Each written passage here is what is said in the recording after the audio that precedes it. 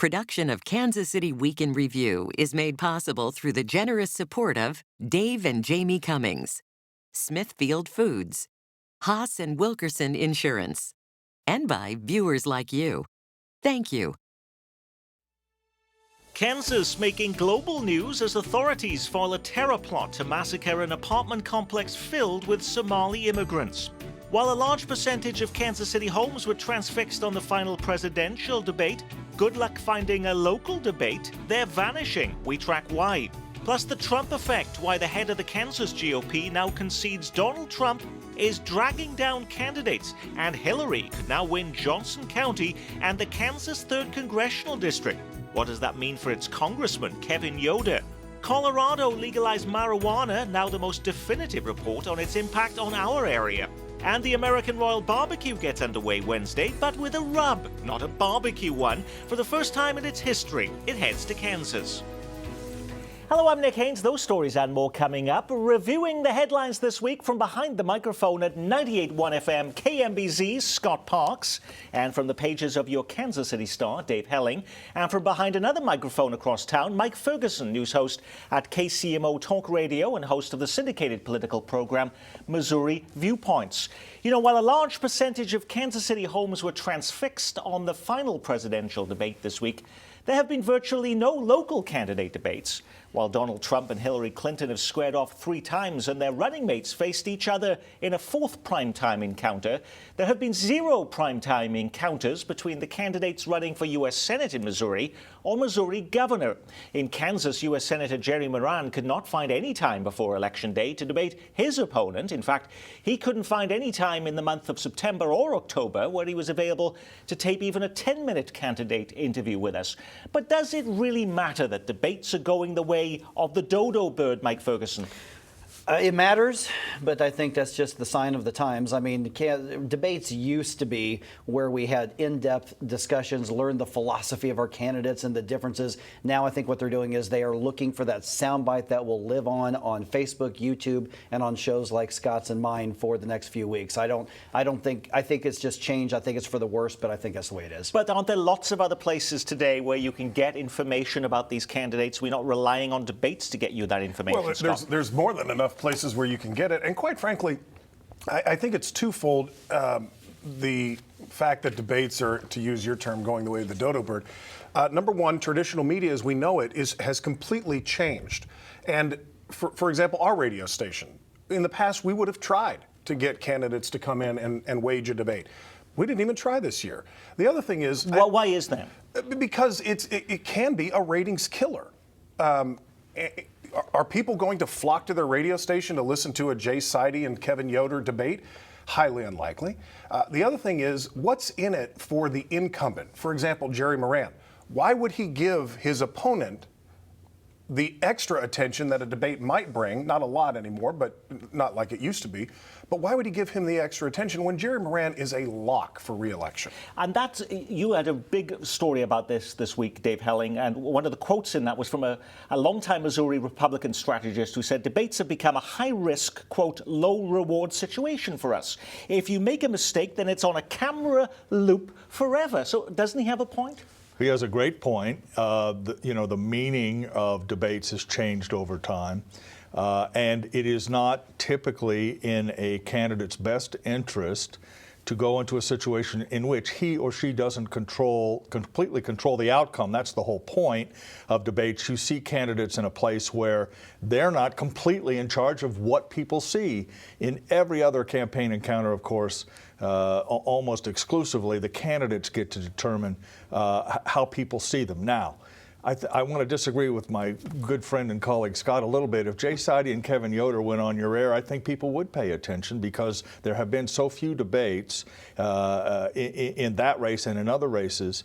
And debates remain a place for voters to judge not just positions on issues, which they can get anywhere, but temperament, judgment, rhetorical skills. They have made a difference in the presidential race. There's no denying that the Clinton-Trump debates have changed votes. Have they changed minds? They have. Now, they don't change a lot, and they change votes based largely, Nick, not on the debate itself, but on the stories that are written, the observations that are made later, the reactions to them. But all that's a part of political campaigning. And I agree with Bob Beatty, who was in my story, who sort of said, you know, it's a shame that we don't have this tool anymore because it's one of the best tools voters can have to make a judgment in an election year. I don't think they changed that many minds. I'll agree with that. But I think if they're changing minds, it's not whether or not somebody's going to vote for Donald Trump or to Hillary Clinton. It's whether or not they're going to show up to vote at all. I don't know that there's a whole lot of people that are going to watch a debate and decide between a very polarized Republican and Democrat in these particular races. I think we're just in the Twitter and the Instagram and the Snapchat generation, and I just don't know if they change that many minds. Well, the executive director of the Kansas Republican Party now concedes that Donald Trump's presidential campaign is a drag on candidates and singled out Johnson County as a center of discontent with the Republican nominee. Clay Baker says it wouldn't surprise him now if Clinton wins the 3rd congressional district. That's quite a statement from the man who should be the Republican Party's #1 cheerleader in Kansas. First of all, Dave Helling, what is the basis for this assessment? Polling, there is polling in the 3rd district of Kansas, including Johnson County, which is the single biggest Republican county by far in the state of Kansas, that shows Hillary Clinton, at least the public polls show her significantly up in the 3rd district. Remember, Barack Obama carried the 3rd district in 2008. So there, you know, it's always possible for a Democrat to be competitive there.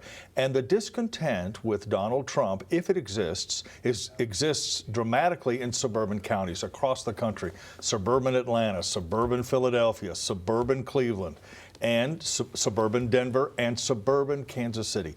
And it's a problem. It isn't a problem for Trump in the state of Kansas. He's going to win Kansas.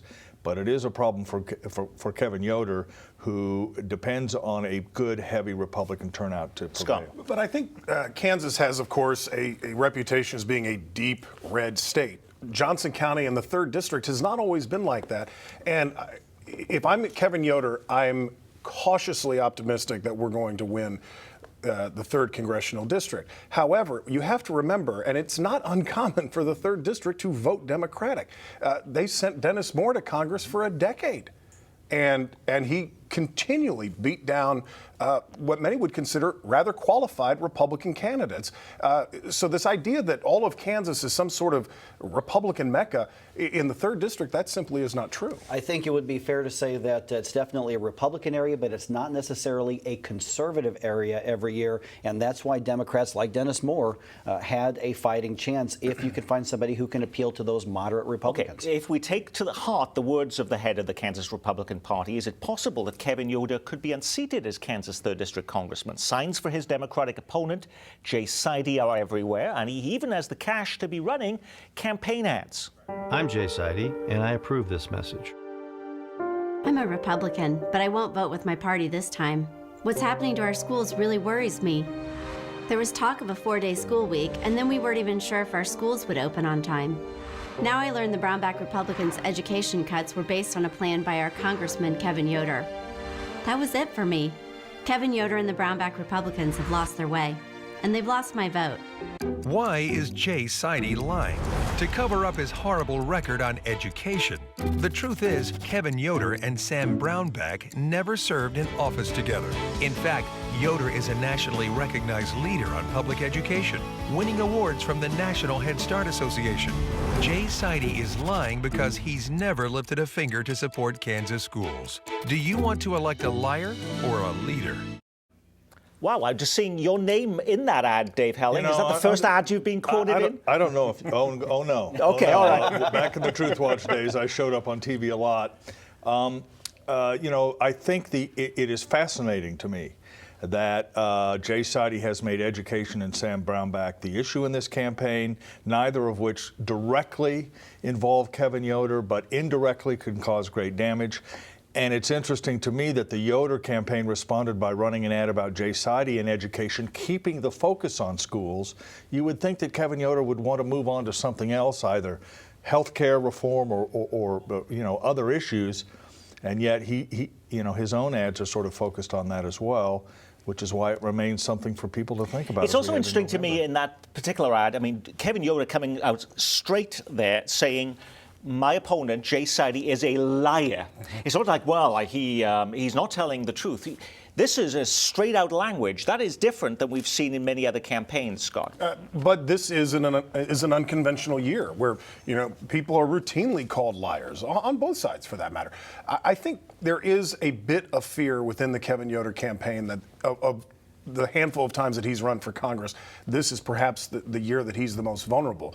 Trump being a factor, I think, and talk of Trump dragging down the ticket. I think Jay Sidey does a good job in his commercials, so long as you don't do any research on it, in tying Kevin Yoder to Sam Brownback, who is exceptionally unpopular, especially in the 3rd District. But if I had to bet my next paycheck on it, I'd still go with Kevin Yoder, but I think they're concerned. Now, while the head of the Kansas GOP talks of the Trump effect in some Kansas races, some are worried about the Brownback effect. Brownback's media staff may be worried about that too. This week they put out a statement to clarify what they call the myth, rumor and misinformation, particularly around the claim that the governor's tax plan is failing. Bring in the data the release states. According to the Census Bureau, the number of Missourians moving to Kansas tripled after the tax cuts. During the first 2 years of the tax plan alone, 18,000 brand new small businesses sprouted up. And according to the Labor Department, Kansas has a near record number of private sector jobs. So can we expect to see some of those numbers being used in some candidate mailings between now and Election Day, Dave? Well, yes, from supporters of the governor. But as we've all noted on the show repeatedly, first of all, the governor's numbers are misleading. He doesn't include all the details. Private sector jobs are up, but not nearly as much as other jobs other states that didn't cut taxes. I mean, we can go through all that litany again if you want. But as a political, practical matter, I think Governor Brownback is really worried about a wipeout in November because of his deep unpopularity, again, particularly in the 3rd District and in Johnson County where schools are so important. And so they're trying to do a bit of a preemptive strike going forward. And let's just be clear, and I've said this, and it was in the ad, that Kevin Yoder and Sam Brownback didn't serve together. They are both Republicans, and you don't see Kevin Yoder out denouncing Sam Brownback or suggesting that his tax policy was somehow unfair or wrong or needs to be changed. He's running a very delicate dance between the conservative Republicans in the 3rd District around Olathe who have to come out for him and the more moderate ones in the north part of Johnson County who also will make a decision in this race. So, you just want to be clear that education remains an issue primarily because both campaigns want it to be that way. Mike and Scott, is there an effort by the Brownback administration to say, hey, I'm trying to get some airtime with you guys to set the record straight? People from his administration to try and set the record straight with your listeners? I think that, he was in the studio with me last week. I know he was over at your station on one of the shows out there as well. So he is looking to, present a softer, kinder Sam Brownback. And I actually think he's quite a gentleman. I've always enjoyed visiting with him. But I think what you're going to see from the Republican Party of Kansas is they're going to want to keep the governor's name off just by the association, if nothing else, in the media attention that he's had. But I would also point out, and yes, he's definitely making the rounds, and his administration has become, I don't mean this in a negative way, much more aggressive trying to get on radio stations and radio shows, and I would imagine TV channels as well. But we're 18 days out. It may be too little too late in that regard. But we were talking about Kevin Yoder and the Brownback effect and his efforts to distance himself. And Dave was right. He has not said anything negative about Sam Brownback. I would also point out he has not said anything negative about Donald Trump. He gave a very lukewarm sort of endorsement of Donald Trump many months ago. But I think, and this ties into a previous topic, maybe one of the reasons that Kevin Yoder has been so tepid is because he knows anytime he's in front of a microphone or sitting down with an editorial board, most of the questions are going to be about Donald Trump. Isn't it interesting, though, Scott, that the Democrats in the 3rd District have not made an issue of Trump or a large issue of it. It's much more about Brownback Yoder, not Trump Yoder. And in Missouri, in the Jason Kander-Roy Blunt race, where Roy Blunt is on the same sort of Donald Trump do I or don't I, Jason Kander has made very little of the connection between Donald Trump and Roy Blunt. But I think that Democrats are making a calculation that for all the disappointment some people may have with Donald Trump, he remains, he still has a very committed, solid core of voters, and no one wants to alienate them before November. And so, in essence, they're sort of letting the media do their job. You know, we're asking about Trump. They aren't, and I think that's fascinating and an important trend. On the campaign trail this week, Donald Trump said he will push for term limits, capping House members to 6 years in office and senators to 12 years. But there's another major announcement I'm going to make today as part of our pledge to drain the swamp. If I'm elected president, I will push for a constitutional amendment to impose term limits on all members of Congress. They've been talking about that for years. Decades of failure in Washington and decades of special interest dealing must and will come to an end. But would limiting the term elected leaders serve in Congress change outcomes? Can our bi-state area offer clues? There are no limits on how long Kansas state lawmakers can serve, but in Missouri, lawmakers since 1992 have been prohibited from serving longer than 8 years in any one chamber. Have we learned anything from that experience, Mike Ferguson? What they will tell you off camera is we've had a brain drain that takes a couple of terms just to figure out where the bathrooms are and where the pens and the office supplies are. And that's one of the complaints that people say. They tell me, they say, man, when you just start to get really good at that, you wouldn't kick somebody out once they get really, really good in any other industry. And on the congressional side, everybody hates Congress, but they love their congressperson. So I think that those polls and that rhetoric, I don't get it. It just doesn't make any sense to me. And at the statewide level, I think if Missourians had to do it again, I don't know that Missourians would. Do you think that the political outcomes are better in Kansas than they are in Missouri because there's no term limits, or vice versa? Well, I think it's, I think it's kind of equal. I tried to write a bit of a column about this week, Nick, where I talked about experience versus lack of experience. And there's always an urge to sort of throw the bums out, which we get because there are a lot of bums in government. I would say that anyone who says it takes me a couple of terms to find the bathroom probably isn't qualified to be a state representative if it takes you 2 years to find out where to go to the loo. But I was fascinated, again, as a political matter, Nick, that Donald Trump would come out and in essence say, term limits, drain the swamp. What do you do if you're Roy Blunt or Kevin Yoder in that, situation? You are in the swamp. You live in the swamp, and the head of your ticket just told every voter in your district or your state, now we need to get rid of them because they're all ineffective or inconsequential. The top of the ticket has caused no end of headaches for Republicans this cycle. Let's keep a couple of things in mind. This is pure red meat for the base that supports Donald Trump. This idea that everybody in Washington is a crook. Everybody in Washington is some sort of a villain.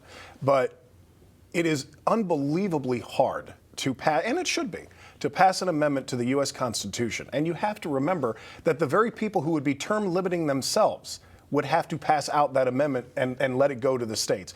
It's never going to happen. This is just rhetorical red meat from Donald Trump, and he knows it's never going to happen. Just like Hillary Clinton knows that they're not going to give free education to any family making $125,000 less. So the question is, why would he say it 18 days out when Republican incumbents across the country are in tight races, partly because of his problems? He, in essence, throws every incumbent under the bus by saying they're part of the problem as well. That drives the Republican establishment Because isn't it popular with voters, Mike? Well, it is, and the reason, I think the answer is because he's Donald Trump, and that pretty much begins Because and it's ends with about that. Trump. Right, exactly. But also what you get is lawmakers who are thinking not for the long-term, solution-oriented things that may take a generation to fix. They've got 2 to 4 terms, depending on the swing of their district. They've got a chance to hit it really hard, and they're either demagogues or principled, depending on whether you agree or you disagree with them. And I think there's less long-term thinking with those kind of terms. Just quickly, term limits reduce the incentive to compromise because when you only have 6, 8 years in office, the tendency is to say, I'm here for a reason and I'm not going to leave until I get what I want, or term limits, and so the idea of compromising goes away and makes it tougher that way. Kansas has been making national and international news over the last few days as 3 members of a Kansas militia group are charged with plotting to bomb an apartment complex housing Somali immigrants in Garden City. Authorities say they wanted a bloodbath to provoke a religious war. While so much attention is paid to international terrorism in this election year, are any candidates addressing the domestic threat of homegrown terrorists? I think terrorism, interestingly enough, particularly in the Missouri races where we want to focus because they're statewide, they tend to be a little more broadly based. There's a lot of talk about guns and access to guns by alleged terrorists and the no-fly list and background checks. But actual solutions, Nick, to homegrown terrorism are not mentioned much on the campaign trail because it's such a difficult issue. I mean, it involves the First Amendment, the Second Amendment, other things. So, for example, in the first and only debate between Roy Blunt and Jason Kander, it was mentioned in a broad sense and as it relates to guns. But actual strategies to reduce this kind of thing like we saw in Kansas are not really hit on by many of the candidates. Mike, I think also we are watering down the word terrorism. Any bad guy, or even at times people just doing political activism and protest and loud protest, people get labeled terrorist in social media and by pundits and by campaign workers. So I think we need to go back and define exactly what is terrorism, and if it's not, stop calling people terrorists just because you disagree with them. It used to be that most marijuana seized in this area by law enforcement was either homegrown or from Mexico. Now a new report finds that 70% of the pot confiscated by authorities last year came from Colorado. It's the first detailed study showing the impact of Colorado's decision to legalize marijuana on our area. The report commissioned by the Kansas Attorney General's office finds that the potency of the marijuana is higher than they've seized in the past. But there's a new trend. Local police are less likely to arrest those found in possession of pot. Juries are reluctant to convict people in marijuana cases, and judges are resistant to sentence offenders to prison time. So even though marijuana is not on the ballot in our area this election season in Kansas or Missouri, in many respects, isn't this being decriminalized by default here, Scott? Yes, and there's been a dramatic sea change on 2 major social subjects in the last decade, and I've been amazed to watch how quickly public opinion has changed. The first would be on gay marriage. The second is, I think, the way that Americans view marijuana. In my lifetime, hopefully I live much longer, but I think the day will come when all or almost all 50 states have legalized marijuana. And I do think Kansas will probably be one of the last to fall. But there is so much money to be made in all of this. And as the older generation passes and the younger generation becomes larger, I think you'll see a point probably within, I guessed in Kansas, between the next 10 to 15 years, and less than that for many other states across the country where marijuana is legal. It's on the ballot in 8 states this November, including Arkansas and Florida. Mike Ferguson. But why is it, though, for instance, we don't see candidates here locally even actually talking it unless they're the Libertarian Party candidate? It's not really brought up much in these election campaigns locally. Well, because I don't think there's anything to gain by leading with this topic. I think there's other things that... Even though a Gallup poll this week says 60% of the American public is in favor of legalizing? Yes, I think so, because I guarantee you 60% of the public is not going to decide their vote based on that particular issue. I would agree with that, although quickly, small L libertarianism really defines younger voters, and that's what unites them on same-sex marriage and marijuana possession is leave us alone. If we're not doing anything to harm you, we should be able to make those choices ourselves. I believe both major parties are missing that, this growing sort of sense of, on personal behavior levels, the government ought to just butt out, and the party that sort of seizes that momentum may control politics for some time to come. If the Libertarian Party were competent to run itself or bring in candidates who could run an actual campaign, and I am a former Libertarian candidate, if they actually were competent as a political organization, they could be highly influential. They're just incompetent as a political party. They would claim, oh, well, we just don't have enough of the, we're being prevented from taking part in these debates at the presidential level, and that's why we're not getting more support, Mike. They could argue that. I would also argue that probably one of the better things that happened to Gary Johnson is the fact that he got to complain about not being in the debate, because when you looked at his performance when he was running for president as a Republican, he was eaten alive and was clearly not able to hold his own in it. They're used to the smell of burnt tires over at the Kansas Speedway. Now they're getting ready for the smell of burnt meat. It's one of those big deal signature events in Kansas City, the American Royal Barbecue. It gets underway Wednesday, but for the very first time in its long storied history, the world's largest barbecue contest jumps the state line as it heads to the Speedway in Wyandotte County. After 35 years in the West Bottoms, it moved to Arrowhead Stadium last year.